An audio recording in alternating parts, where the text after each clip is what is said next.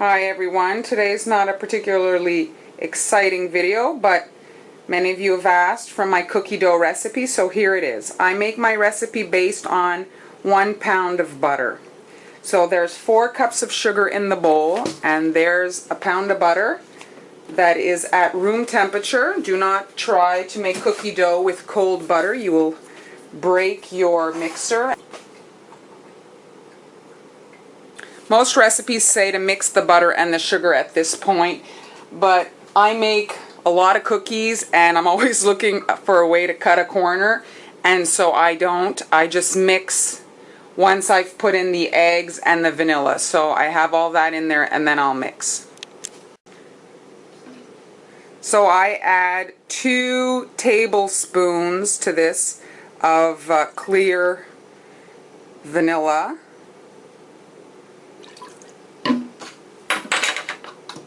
And then to that I add 4 eggs.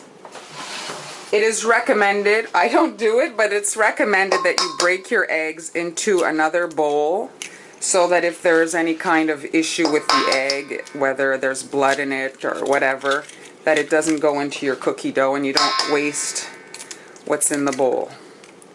So yes, it is the preferred way, but again, you're just trying to go as fast as possible. So in this bowl, 4 cups of sugar, a pound of butter, 4 eggs, and 2 tablespoons of clear vanilla.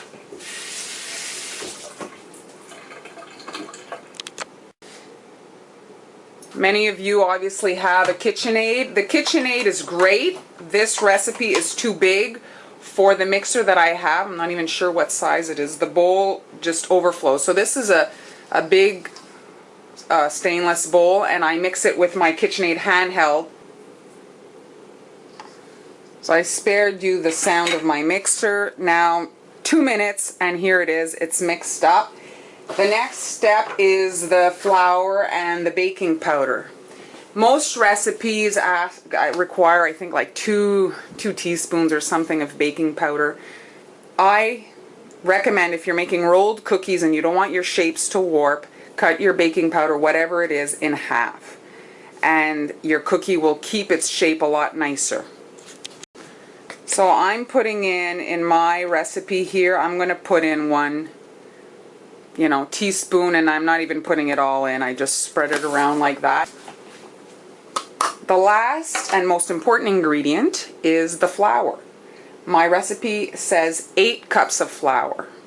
I put in 7 due to the moisture might be different from one time to the next. The butter, the eggs, so you're better to add your 7 cups, mix that, and then see how wet it is. And you might not even need to add that 8th cup. I usually add 7.5, but really hold back that last cup and check the feel of your dough and see, because also when you're rolling, depending if you're rolling in between parchment paper, but I roll on flour, that again adds flour to your dough. So you're better to have it a little wetter, and once it's refrigerated it becomes firm, and you might not need that last cup of flour. So I'm going to be adding 7 cups of flour. So here it is. Now you just, with your spatula, can get in underneath to just get if there's any flour that, is under there that didn't get wet. So the only way to kind of check if your dough is good is to touch it. And so you just squeeze it and you can see if it's wet enough. Now it has to hold together and not stick on your hands too much. I would say this is pretty good. You see now I'm balling it up and my hand is staying pretty clean.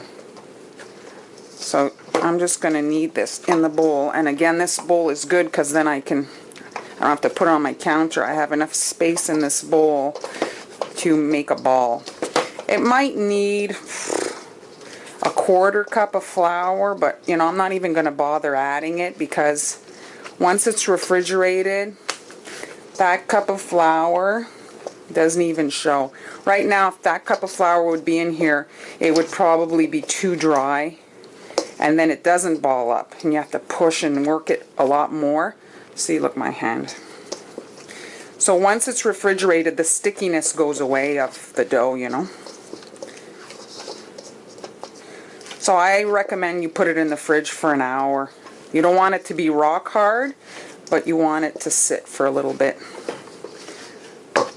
You know, if you make it like the night before, what happens is it gets so hard. It's impossible to roll it out. It becomes like, it's butter. The butter, once it's hard, you know, you can't put it on your bread. If you want to butter your bread, it's a nightmare. So there we go. It is a little bit sticky, but I'm not gonna add any more. Like I say, when you roll it, you're putting flour and it'll be perfect. So there's my ball. I'm gonna put that in the fridge.